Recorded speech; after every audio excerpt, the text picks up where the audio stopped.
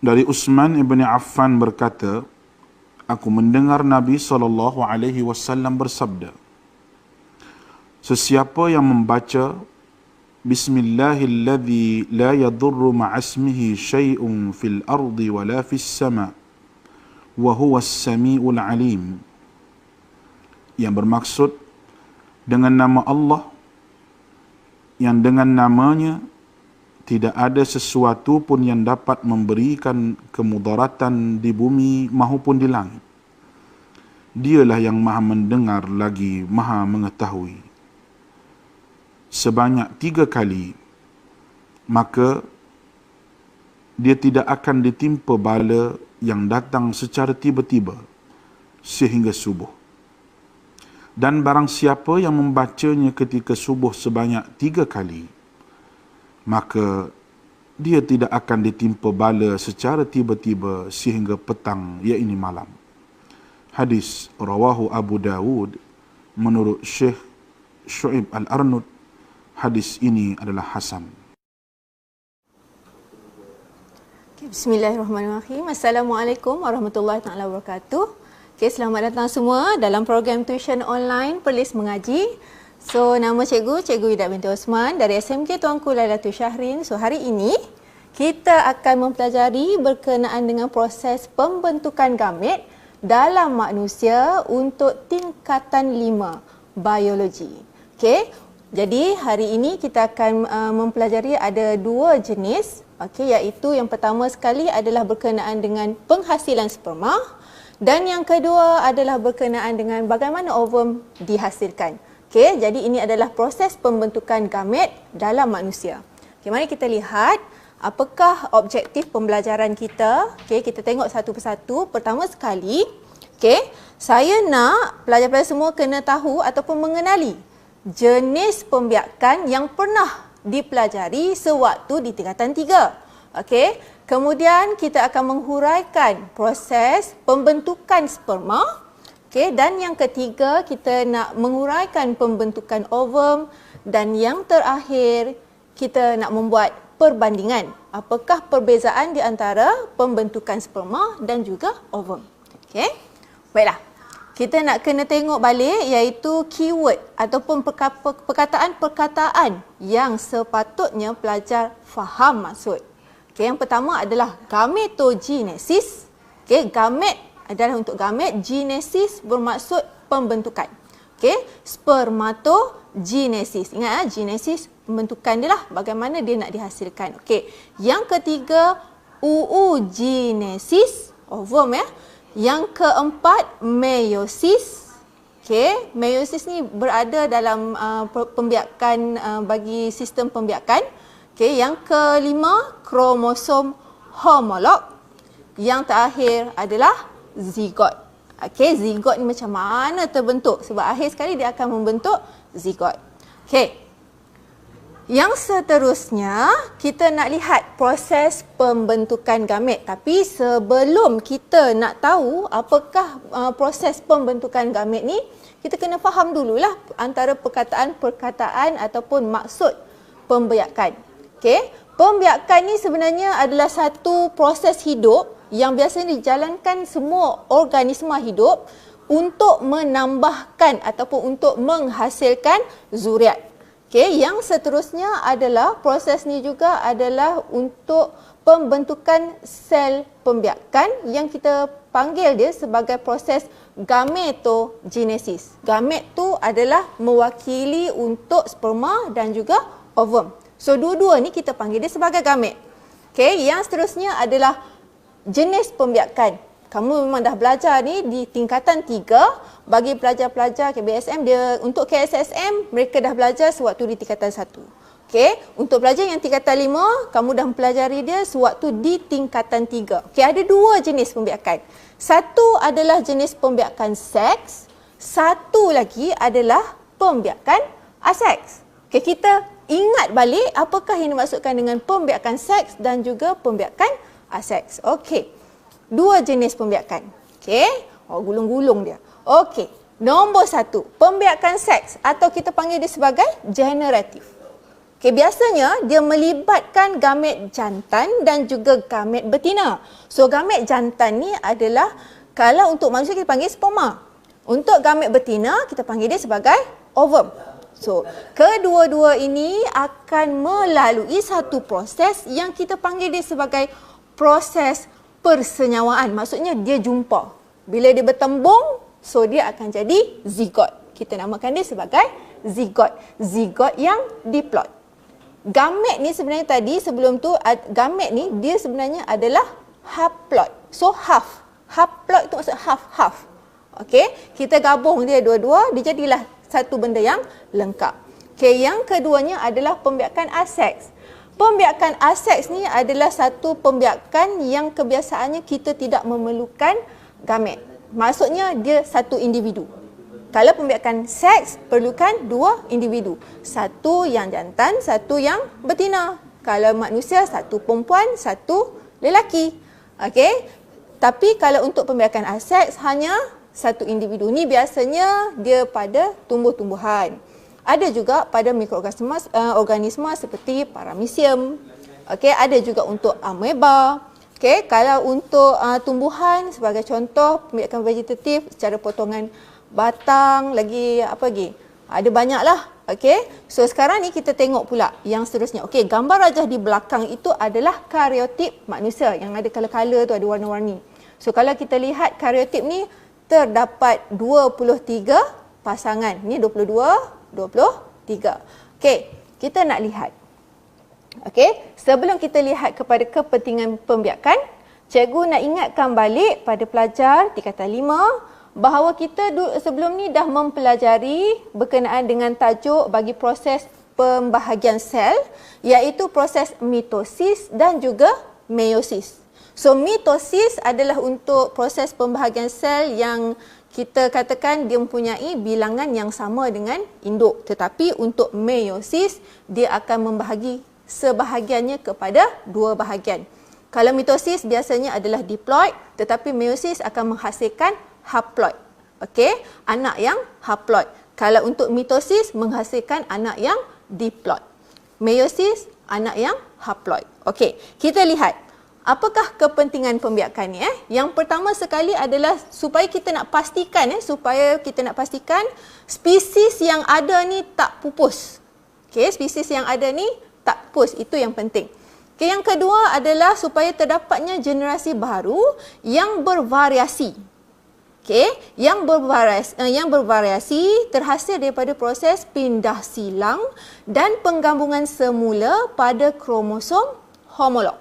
Okay, yang ketiganya adalah untuk bertujuan menurunkan maklumat genetik kepada generasi baru. Okay, ini kita fokuskan kepada bahagian pembiakan manusia. Okay, so the next one, okay, keempat adalah untuk mengekalkan bilangan kromosom dari satu generasi ke satu generasi. Bayangkanlah jika kromosom tu, kromosom tu dia tak ada pembahagian kepada haploid. Okey, kalau kita ada 23 pasangan kromosom, manusia ada 23 pasangan kromosom, bersama juga dengan 46 kromosom. Bayangkan kalau katakan kita punya kromosom tidak dibahagikan kepada separuh. Bayangkan sekarang ni kalau kamu generasi ke berapa dah ada berapa bilangan kromosom. Okey, dah tentulah bahagian setiap kromosom tu sebenarnya mengandungi maklumat genetik yang memberikan arahan kepada badan kita, iaitu supaya dia akan membentuk. Sama ada rambut kita nak ikal mayang, nak lurus, mata tu nak warna biru, nak warna coklat, okey, kulit ni nak warna apa. Okey, rupa bentuk kita lah. So dia ada membawa maklumat.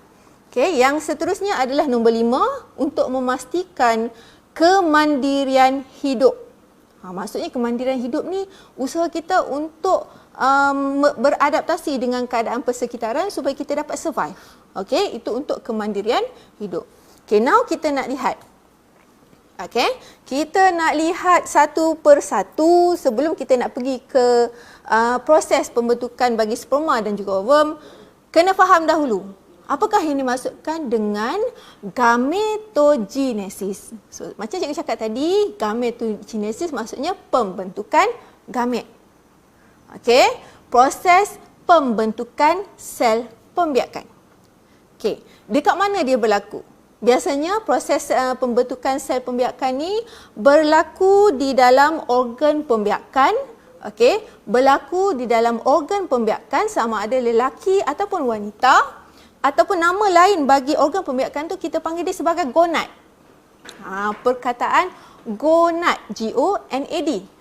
Gonad ini adalah organ pembiakan.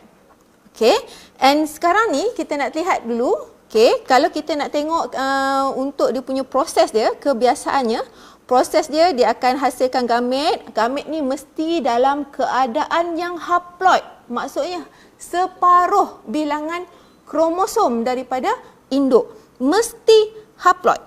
Okey, sebab kita nak pastikan bilangan kromosom dia ni dengan induk ni dari satu generasi ke satu generasi sentiasa mempunyai nilai ataupun bilangan yang sama.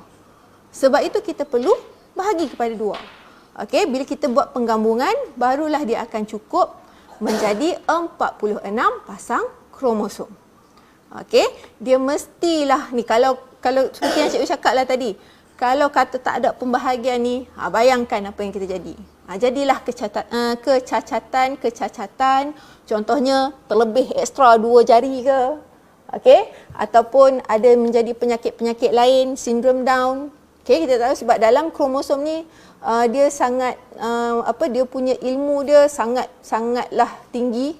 Masih lagi kita belum mencapai yang paling tertinggi lagi untuk mengetahui apakah isi kandungan dalam arahan dalam kromosom ni. Okey. Alright.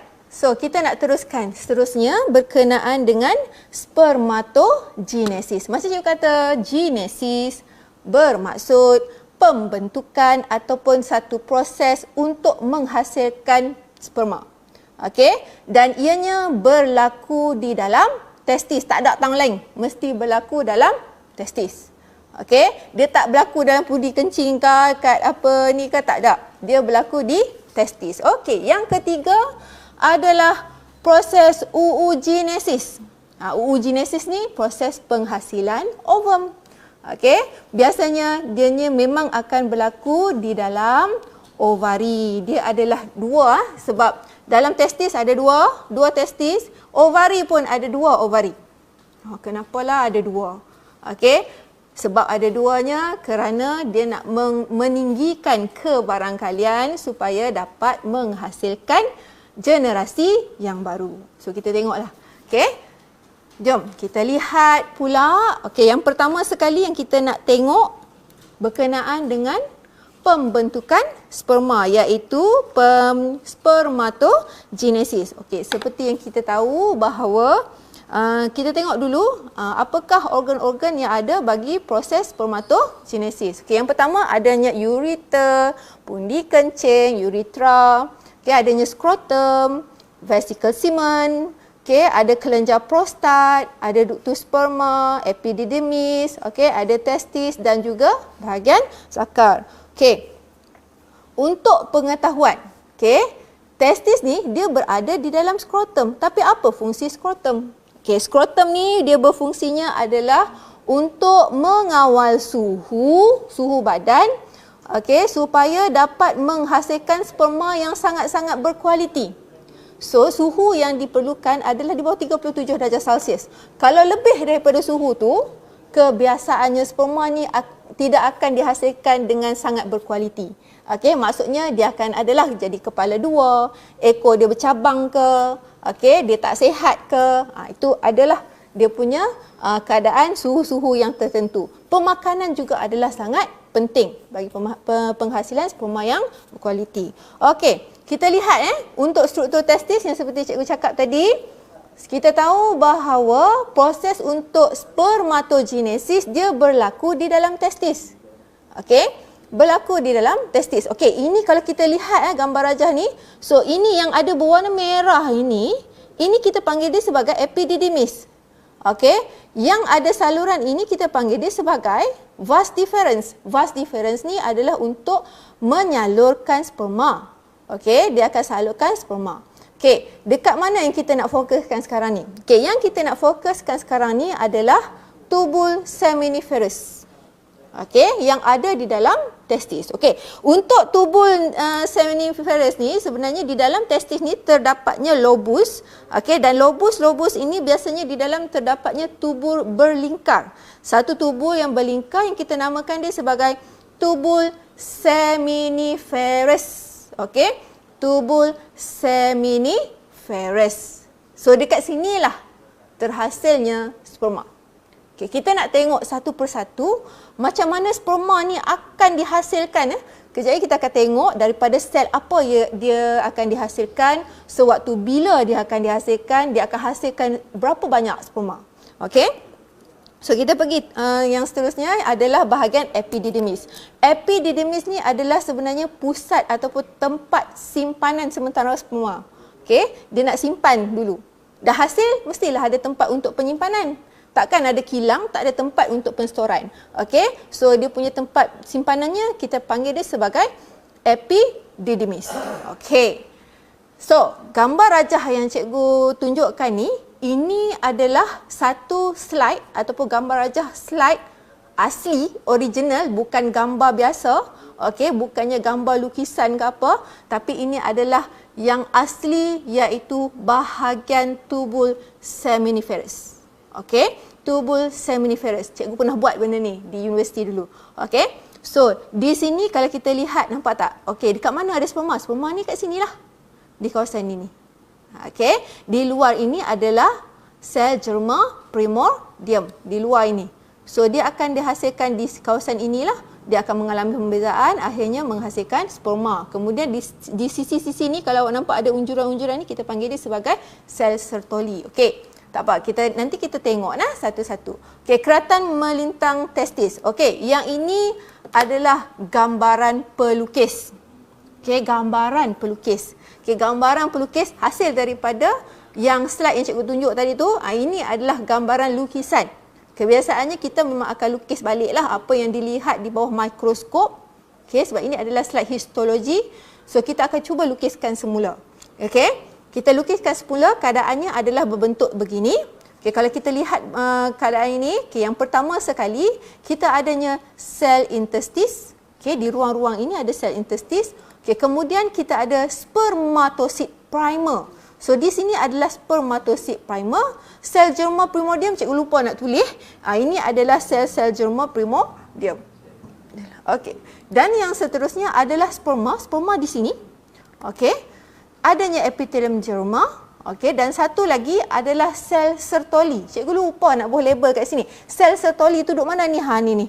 Yang ada unjur macam jejari ni, ini kita panggil dia sebagai sel Sertoli.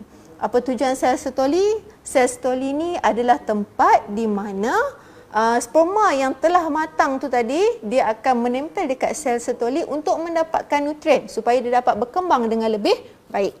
Okey. So, di sini cikgu ada buat tambahan sedikit. Setiap testis mengandungi banyak tubul yang kita panggil dia sebagai tubul seminiferous. Okey. Dan tubul ini sebenarnya dikelilingi oleh spermatogonium. Okey, spermatogonium. Apa spermatogonium tu? Okey, spermatogonium ni dia terhasil daripada sel germa primordium. Okey, spermatogonium ni adalah hasil daripada pembahagian sel secara mitosis. Okey, sebelum dia nak hasilkan sperma, so dia jadi dulu spermatogonium. Okey, kemudian spermatogonium ni dia akan membahagi lagi. Okey, dia akan membahagi lagi, dia akan menjalankan proses meiosis. Okey, dijalankan proses meiosis untuk menghasilkan spermatid. Dia tak panggil sperma dulu, kita panggil dia spermatid. Spermatid ni tak ada ekor ni. Okey, sperma tu baru dia ada ekor. Okey. Kemudian adanya sel intestis untuk menghasilkan hormon seks lelaki, iaitu tahu tak? Okey, tahu kan hormon seks lelaki apa nama? Progesteron. Okey, namanya adalah progesteron. Kalau biasa perempuan, estrogen lah. Okey. Kita lihat. Okey, yang ini yang dia berlaku dalam tubuh seminiferous. Macam cikgu cakap tadi, mula-mula sekali dia kena ada sel germa primordium. Okey, bila dia ada sel germa primordium, okey, waktu bila dia hasilkan sel germa primordium, waktu kita dalam bayi lagi, sel germa primordium ni dah sedia ada. Okey, waktu bila dia akan membentuk, waktu bila dia akan membentuk spermatogonium, waktu bila dia bentuk spermatogonium ni dia terhasil sewaktu seseorang lelaki itu akil balik. Bila dia dah start akil balik, bermaksud sperma dia akan mula dihasilkan. So dia akan mula dihasilkan. Macam mana dia akan dihasilkan? Spermatogonium dia akan jalankan proses mitosis. Dia nak hasilkan banyak spermatogonium. Kemudian dari satu sel spermatogonium ni akan membahagi lagi untuk menghasilkan, kita panggil dia sebagai spermatosid primer. Spermatosid primer. Kemudian daripada spermatosid primer ini dia akan menghasilkan lagi ataupun dia akan menjalankan proses untuk menghasilkan separuh bilangan kromosom, iaitu proses meiosis 1. Meiosis 1 dan juga meiosis 2 untuk menghasilkan spermatosid sekunder. Untuk menghasilkan spermatosid sekunder. Kemudian barulah peringkat meiosis yang kedua, baru dia akan menghasilkan spermatid. Selepas itu baru dijalankan proses pembezaan. Barulah dia akan hasilkan sperma. Sperma yang dihasilkan oleh satu spermatosid primer, dia akan hasil satu. Untuk satu dia hasil jadi 4. Kalau kat sini, kalau ikutkan, dia akan hasilkan 4, 8, 12, 16. Satu spermatosid primer akan hasil 16 sel sperma. Tapi kalau kita ambil satu saja bahagian untuk proses pembezaan, dia akan menghasilkan 4 sel sperma.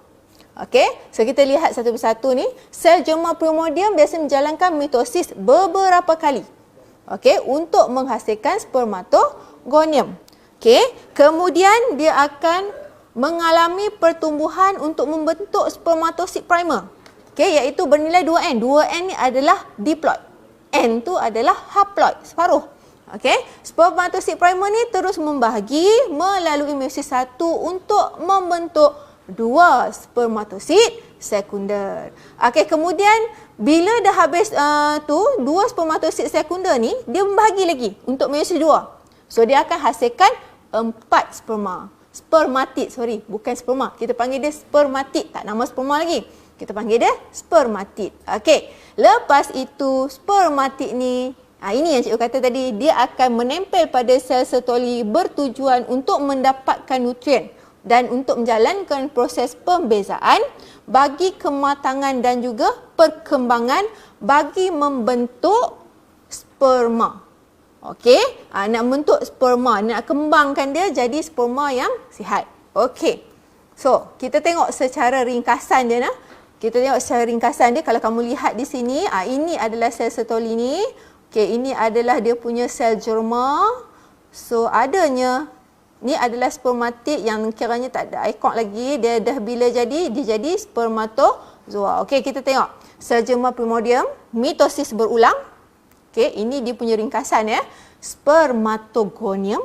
Waktu bila je spermatogonium? Waktu mula akil balik. Kemudian adanya berlaku perkembangan sel. Bila dah berlaku perkembangan sel ni, dia akan menghasilkan spermatosid primer bernilai 2N.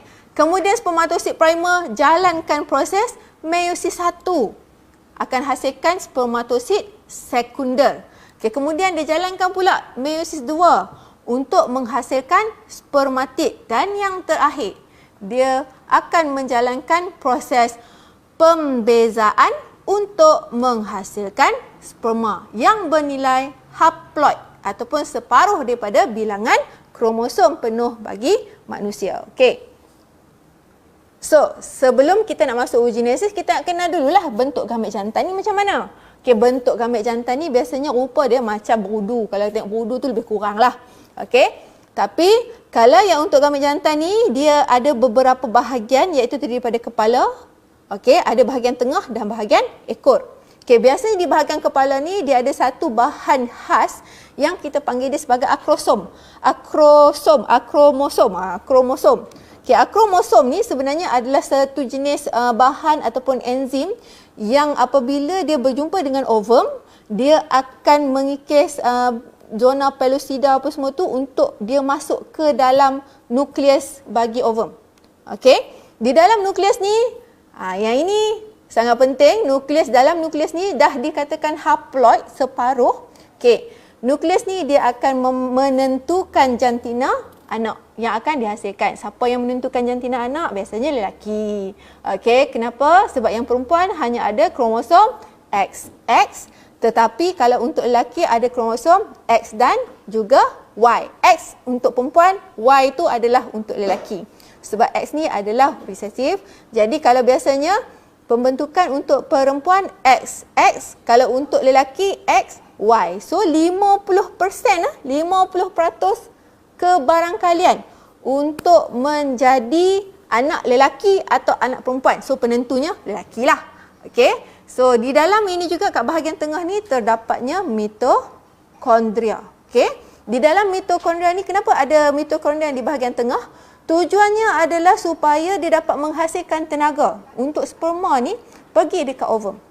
Okey, untuk dia berenang. Dia nak jana apa? Dia nak jana ekor dia ni. Okey, supaya ekor dia ni dapat bergerak pergi ke ovum. Okey. So, perjalanan sperma ke ovum, so kita lihat tempat sperma matang dihasilkan testis, disimpan di epididymis. Okey, dia kemudian dibawa ke vas deferens. Okey, kemudian vesika semen ni menghasilkan mukus, adanya kelenjar prostat. So, kelenjar prostat ni sebenarnya menghasilkan semen, dan akhirnya zakar ni adalah untuk menyalurkan sperma ke perempuan. So, kalau nak tahu, kalau lelaki ada dua bahagian, okey, satu bahagian zakar dan satu lagi bahagian dubur. Kalau perempuan dia ada 3 bahagian. Tempat membuang air kecil, tempat untuk sperma dimasukkan, dan yang ketiga ada bahagian dubur. So, perempuan ada 3, lelaki ada 2.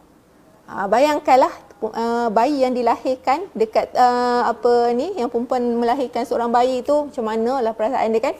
Bayangkan kepala tu besar, boleh keluar. Boleh keluar. Okey, patutnya kamu menghargailah ibu kamu yang telah melahirkan kamu. Okey, next kita nak tengok pembentukan ovum. Okey, sekarang ni kita nak tengok bagi proses pembentukan ovum, iaitu oogenesis. So kita tengok dulu bahagian pembiakan wanita. Apakah yang ada? Okey, dalamnya adanya corong oviductus, ovari. So kalau kita lihat, perhatikan ovari ada kiri dan kanan, dan sebenarnya ovari ini dia tergantung sahaja. Okey, dia ada tergantung di dalam bahagian badan kita ni. So dia ni boleh bergerak-gerak. Okey, adanya cervix, faraj, kemudian ada uterus. Uterus ni adalah tempat di mana bayi akan duduk. Okey, kita adanya follicle primer, kita ada follicle sekunder. Okey, so sekarang kita nak tengok oogenesis ni berlaku dalam ovari.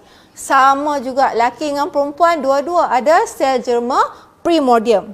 Okey, tetapi yang specialnya perempuan ni adalah sewaktu kita masih lagi dalam keadaan fetus, okey, dalam bentuk embrio lagi, kita dah ada sel germa primordium ni lebih kurang 1000 ke 2000 sel germa primordium.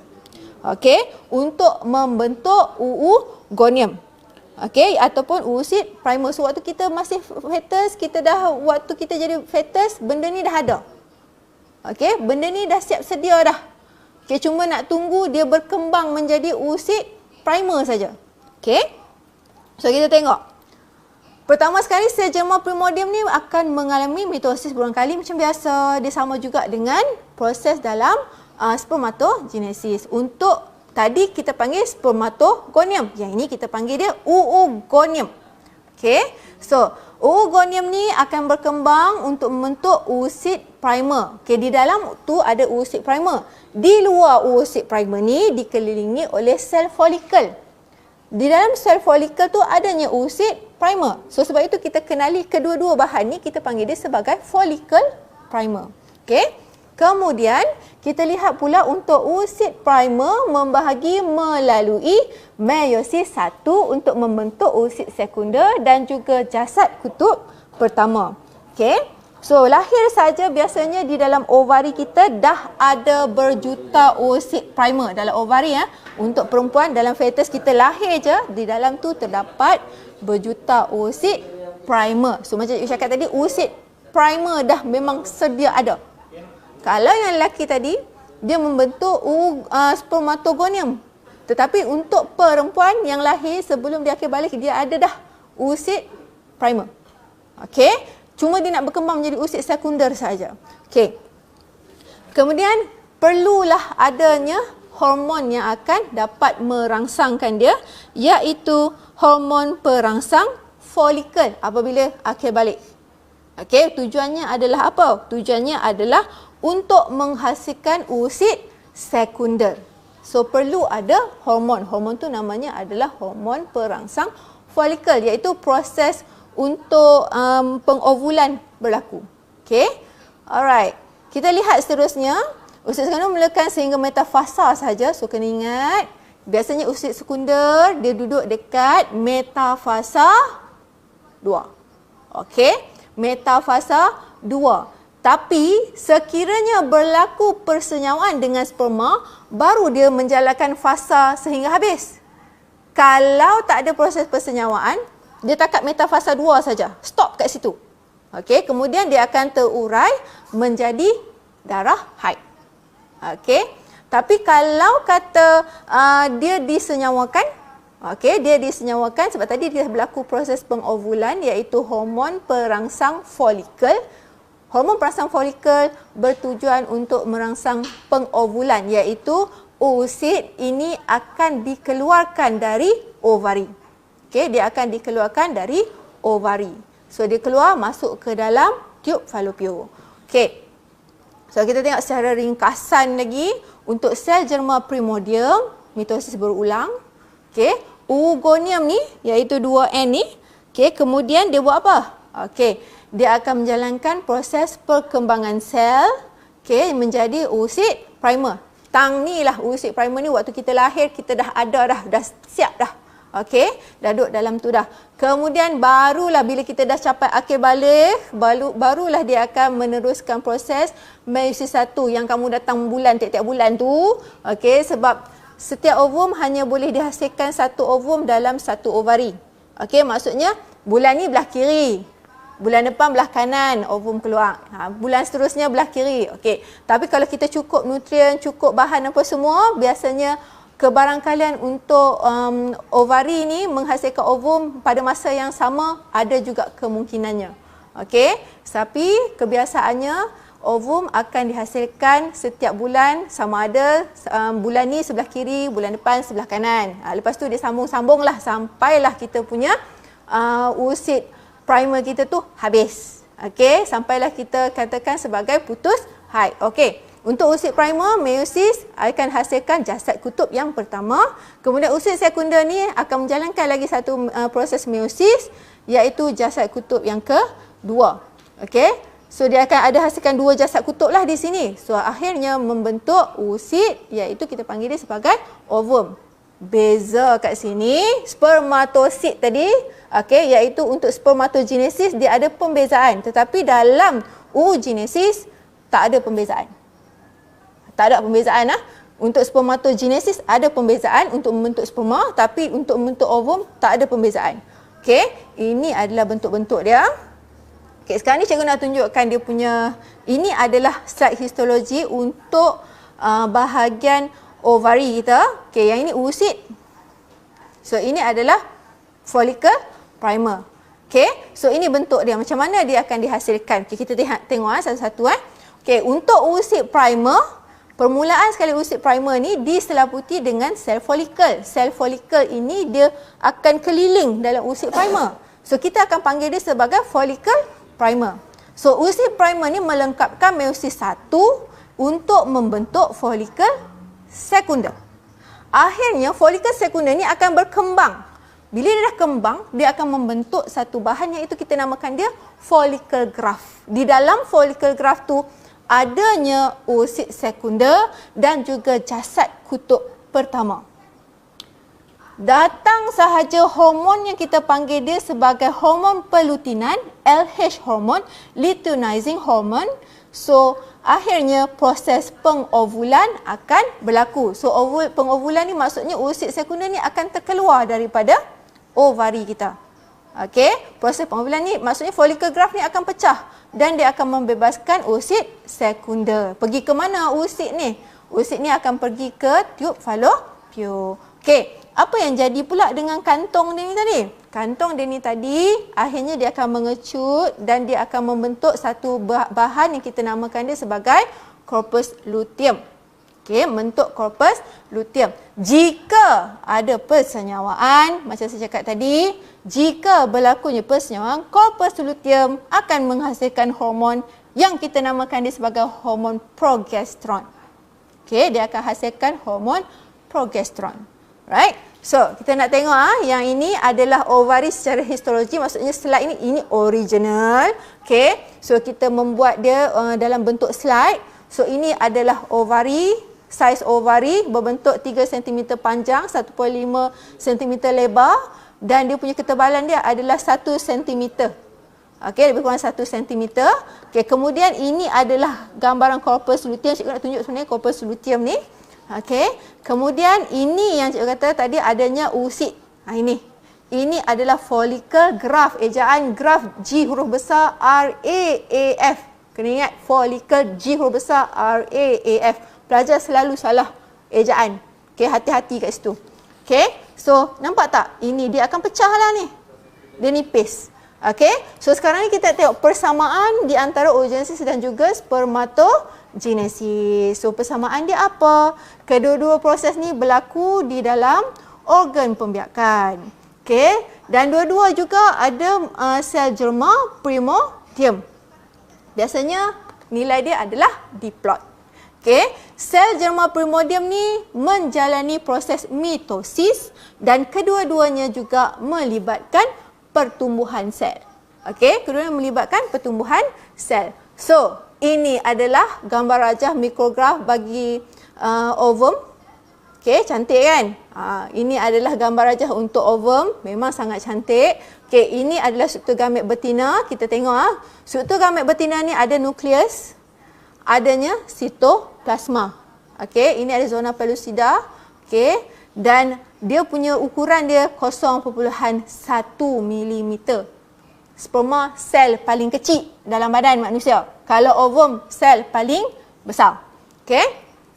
Okey, kenapa adanya sitoplasma? Sitoplasma ni bertujuan untuk membekalkan nutrien sewaktu proses persenyawaan dan juga pembahagian sel pada zigot. Dia nak bantu bagi bekalan makanan. Okey. Alright, ni gambarnya cantik kan?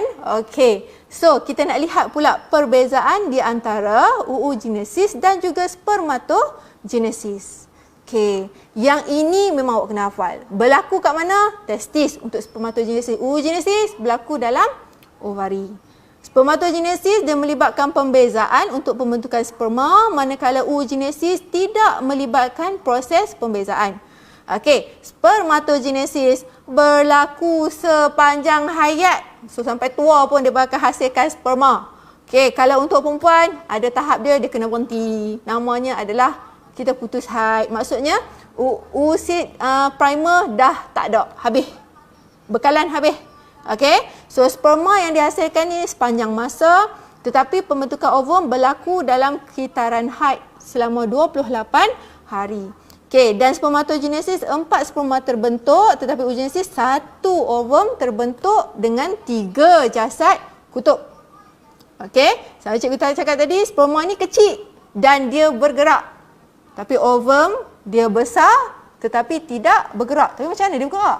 Okey, ovum dia bergerak dengan pergerakan perempuan. Apabila perempuan bergerak kanan, so dia pun jalanlah. Berat kiri dia pun jalanlah. Boleh pergi ke mana? Menuju ke mana? Pergi ke uterus. Okey.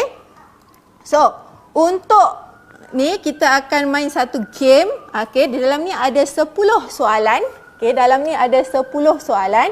Okey, nombor game pin yang akan cikgu bagi, cikgu nak dulu kamu search dalam Google, masuk dalam Google.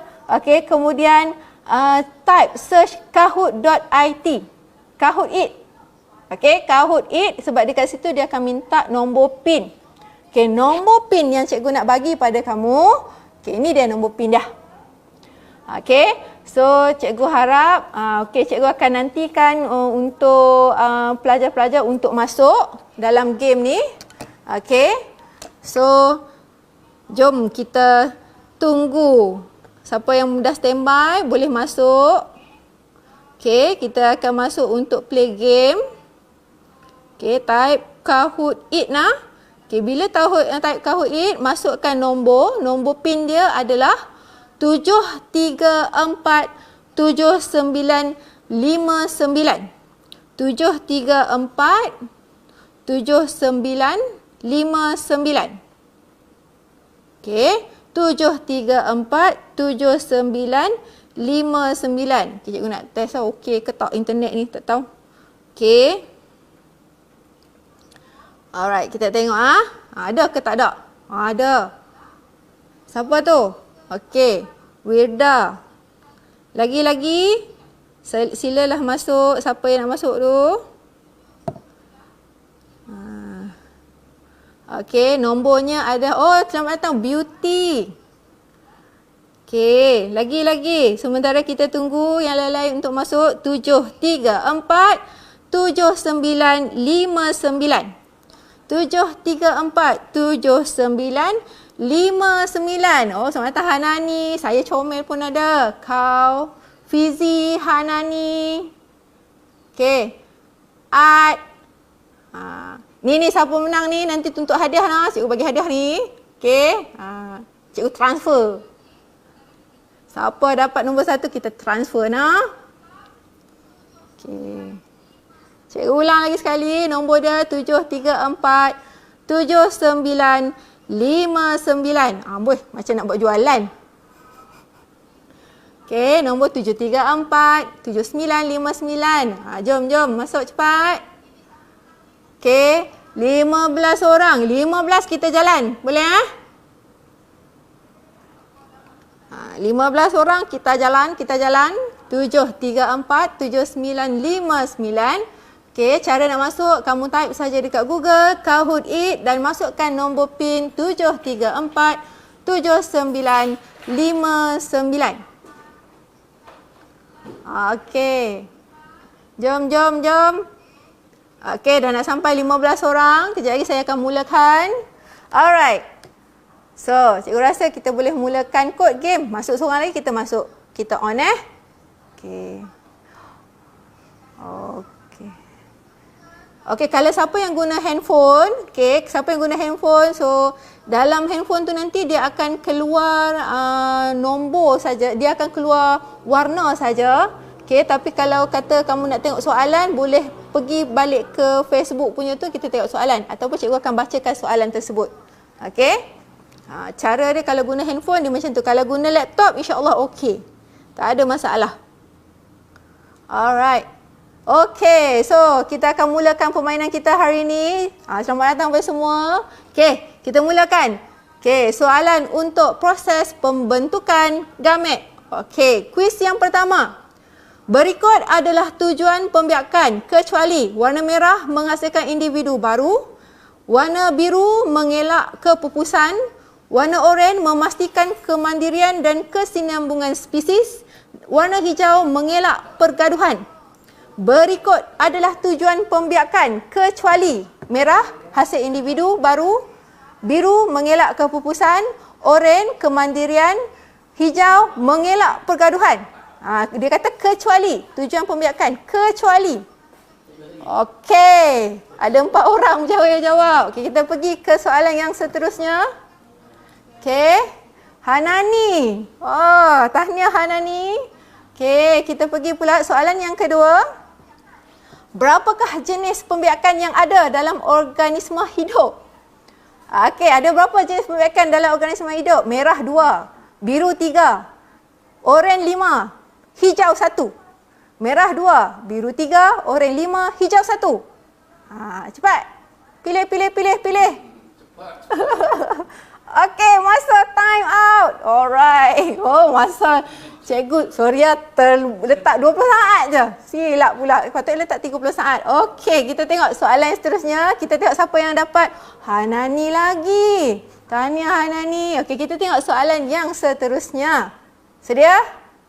Okey, soalan ni dalam 20 saat saja. Cikgu baca, cikgu bagi soalan bagi jawapan dia. Okey, nombor 3. Struktur yang manakah terlibat dalam sistem pembiakan wanita? Merah skrotum, biru testis, oranye uterus, hijau ureta. Sistem pembiakan wanita. Merah skrotum, biru testis, oranye uterus, hijau ureta. Mana satu? Cepat. 9, 7, 6, 5, 4. Okey, masa tamat. Alright, kita tengok siapa yang dapat jawab. Oh, Hanani lagi. Wana. Sikit lagi Wana. Okey, sedia semua? Kita tengok soalan yang seterusnya. Soalan keempat, di bahagian manakah dalam sistem pembiakan perempuan ovum dihasilkan? Okey, dia ada gambar rajah. Gambar rajah P, Q, R dan S. Yang ini kena tengok gambar rajah. Saya tak boleh bagi tahu. P, Q, R dan S. Allah. Tang mana ovum ni hasil lah. Aduh yai. Okey, siapa yang ada ni tengok kat Facebook. Okey. Alright, kita tengok siapakah pemenangnya. Okey. Saya comel. Dapat kedudukan nombor 1 nampaknya. Okey, kita tengok soalan nombor 5. Berikan maksud gametogenesis. Okay, A, warna merah, proses pembentukan sperma dan berlaku di testis. Biru, proses pembentukan sel. Oranye, proses pembentukan ovum dan berlaku dalam ovari. Hijau, proses pembentukan sel pembiakan. Berikan maksud gametogenesis. Okay. Sorry masa ni.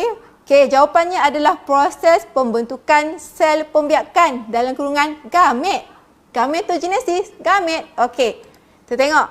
Siapakah yang berada tempat pertama? Siapa ini? B. Siapakah itu B? Okey, nombor 6. Tempat terhasilnya sperma adalah D. Tempat terhasil sperma adalah D. Merah epididymis, biru skrotum, oranye tubul seminiferus, hijau vas deferens. Epididymis, skrotum, tubul seminiferus, vas deferens. Merah, biru, oranye, hijau.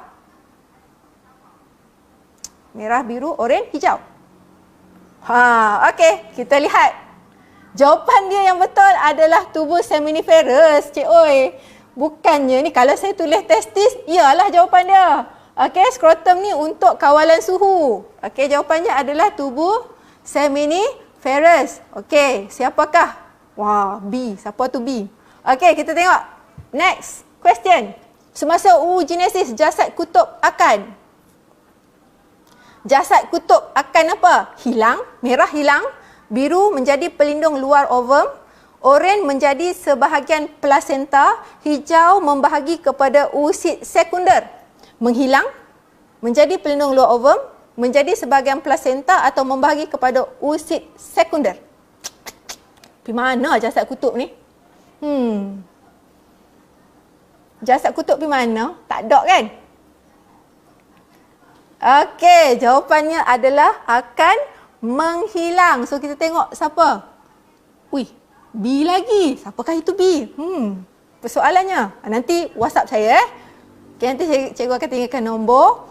Okey, nombor 8. Perbandingan di antara oogenesis dan spermatogenesis adalah kedua-duanya menghasilkan 4 sel haploid dalam pembiakan. Biru menghasilkan 4 sel sperma dan 1 sel ovum. Okey, menghasilkan sel yang diploid. Kedua-duanya berenang ke arah antara satu sama lain. Jawapannya 4 sel sperma dan juga 1 sel ovum. Jawapan dia. Perbandingan dia. Okey, perbandingan dia 4 sel sperma, 1 sel ovum. Okey. B lagi. Okey. Tercabarnya. Siapa tu? Okey, proses oogenesis menghasilkan 1 oosit dan 1 jasad kutub, 1 oosit 3 jasad kutub, 1 oosit 2 jasad kutub, 1 oosit 4 jasad kutub. Merah, biru, oranye, hijau. 1, 1, 1, 3, 1, 2, 1, 4. Okey, jawapannya adalah 1 oosit dan 3 jasad kutub. Ya, sikit lagi Hanani mau potong. Okey, kita tengok soalan yang terakhir. Apakah persamaan oogenesis dan spermatogenesis? Persamaan berlaku proses meiosis. Bilangan kromosom adalah diploid, berlaku dalam organ pembiakan. Kedua-duanya melakukan pembezaan. Dia nak persamaan. Berlaku dalam organ pembiakan warna merah meiosis, Biru kromosom diploid, oranye organ pembiakan, hijau pembezaan. Mana satu? Okey, persamaan persamaan bukan perbezaan. Okey, jawapan dia adalah berlaku dalam organ pembiakan. Okey, jadi orang yang mendapat tempat yang pertama, nombor 3 adalah saya, Comel. Nombor 2 Hanani. Okey. Hanani, dan nombor 1 adalah B. Okey, yang dapat B, yang ada dapat ni, sila hubungi saya di nombor talian 019-277-4225 ataupun lihat dalam Facebook cikgu, Facebook Widat Osman. Okey. Sila hubungi cikgu kontak cikgu ya. WhatsApp cikgu. Okey, tahniah kepada pemenang-pemenang. So, cikgu rasa setakat ini sahaja pembelajaran kita pada hari ini. Cikgu ingin terima kasih pada pihak Maib dan juga pihak JAIZ atas Maib dan juga JAIB. Okey, dengan kerjasama Kerajaan Negeri Perlis dan juga Jabatan Pendidikan Negeri Perlis kerana telah menganjurkan satu program yang sangat baik, iaitu program tuition online Perlis Mengaji. Okey, dengan itu cikgu ucapkan sekian terima kasih dan selamat Hari Raya. Sekian, wabillahi taufiq wal hidayah. Assalamualaikum warahmatullahi wabarakatuh.